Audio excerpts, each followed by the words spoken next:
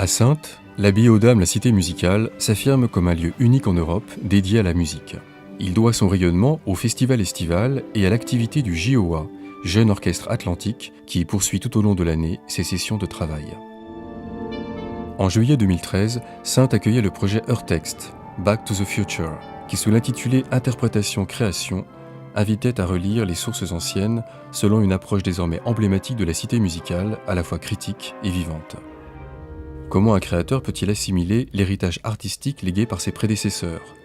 De quelle manière, dans cette assimilation personnelle, devient-il créateur ? Le temps d'une journée, la pratique instrumentale des jeunes musiciens croise l'œuvre de jeunes stylistes et plasticiens. En 2 temps, le projet s'est d'abord concrétisé sous la forme d'un défilé de mode et d'une exposition, où les jeunes créateurs, tchèques, polonais, maltais, exposent leur propre regard sur les œuvres anciennes, en particulier classiques et romantiques. Leur démarche bannit les frontières entre ancien et moderne, en favorisant surtout la créativité et la personnalité de chaque approche.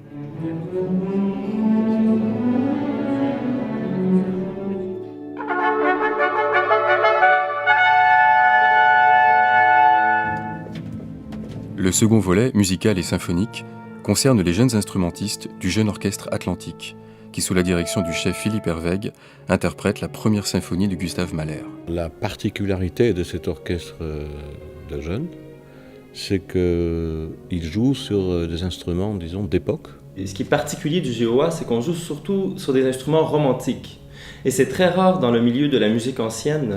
La musique ancienne, d'habitude, on se spécialise surtout sur les instruments baroques et classiques, qui sont très différents des instruments modernes, alors que l'instrument romantique, on le pense plutôt près d'un instrument moderne, mais en fait, il est tout aussi éloigné, du moins pour le hautbois et pour le corps aussi.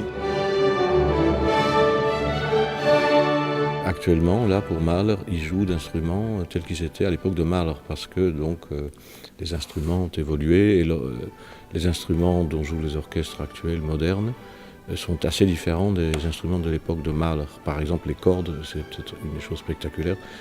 Ils jouent sur des cordes en boyau, ça donne une sonorité assez différente. Et aussi, tous les vents sont assez différents et la sonorité, disons, est moins puissante, plus transparente, et peut-être une couleur différente et peut-être plus belle, je trouve. Il y a cet aspect un peu contraignant aussi de la corde boyau, qui est un peu capricieuse, qui demande une certaine à la fois douceur et en même temps fermeté. On est pour faire résonner l'instrument, on est toujours dans un compromis entre le poids, la vitesse. Du coup, j'ai l'impression qu'on est plus dans une recherche pour les lignes, les grandes lignes.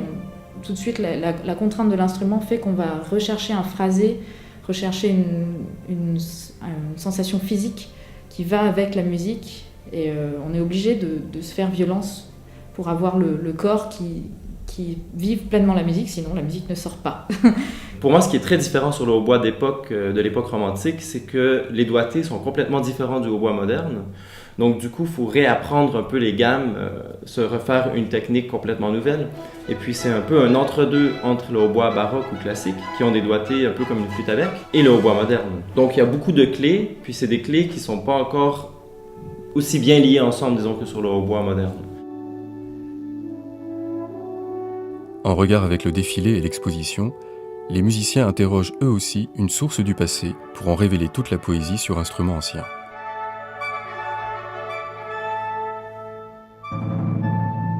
Chacun a pu vivre une approche critique particulièrement formatrice qui, sous l'impulsion du chef flamand, leur a permis d'exprimer l'intensité et le souffle de la partition de 1889. Ils reçoivent des cours sur ce type d'instrument par les membres de l'Orchestre des Champs-Élysées, car dans les conservatoires, il est encore en général impossible d'avoir un enseignement sur ce type d'instrument. Pour moi, le fait de jouer sur des instruments d'époque, ça vient d'une remise en contexte générale de la musique, finalement. C'est un outil parmi tant d'autres, mais d'abord, il faut connaître tout ce qu'il y avait, et puis à la fin, tout ce qu'il y avait, disons, autour de cette œuvre, ce qui venait avant cette œuvre, et clarifier très précisément où est-ce que ça s'est fait, avec quel orchestre ça s'est joué. Ils ont aussi même des cours de musicologie. Ils doivent écrire un petit texte musicologique sur un problème esthétique concernant l'époque concernée. Et ensuite, en reprenant les instruments que cet orchestre-là utilisait, on a vraiment les sons disons, on se rapproche des sons que Mahler avait imaginés finalement, pour lesquels il avait composé.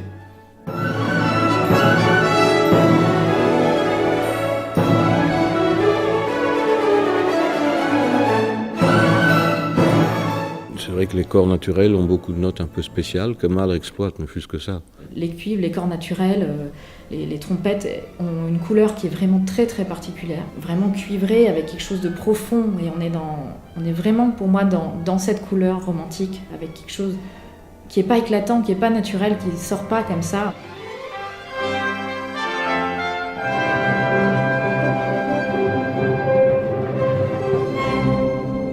On n'est pas dans un truc évident, on est dans quelque chose qui demande un effort, qui demande... On sent que c'est difficile à faire sortir, même il y a des sons louchés. Juste pour les cuivres, en fait, c'est intéressant de faire des symphonies romantiques sur instruments d'époque.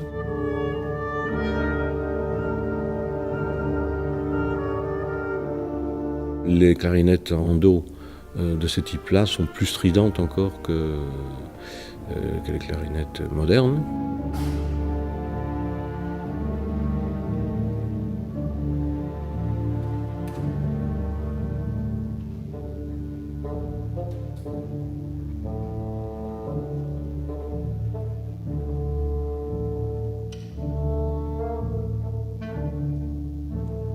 Alors Mahler, parfois, il utilise les instruments d'une manière... il va chercher des notes très aiguës dans les bois.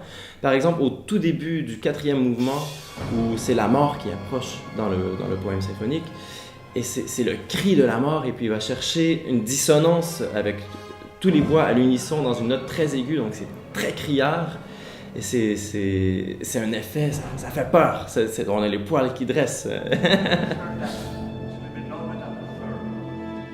Le JOA permet aux instrumentistes apprentis d'approfondir la compréhension des œuvres du répertoire, souvent sous la direction de grands chefs aguerris, spécialistes des questions d'interprétation historique. Ce qui m'impressionne beaucoup de la direction de Philippe Herwegh, c'est le détail qu'il prend dans les répétitions et le temps qu'il prend pour placer chaque petite section, chaque petite partie du casse-tête. Il est très très proche des jeunes, des orchestres du JOA, de l'orchestre de jeunes qu'il a créé. C'est quelque chose qui lui tient beaucoup à cœur. Et donc du coup, quand il est dans l'interprétation avec cet orchestre-là, il est à la fois dans une vision d'ensemble et sur les symphonies qu'on prépare avec lui, sur des visions comme ça très de macrostructure énormes. Et en même temps, il prend le temps de faire chaque détail, chaque micro-note. Il peut passer un quart d'heure sur 3 notes. Il s'arrête très longtemps et il règle tout, puis après on y va, puis tout à coup, ça s'ouvre, la symphonie, ça prend une autre dimension finalement.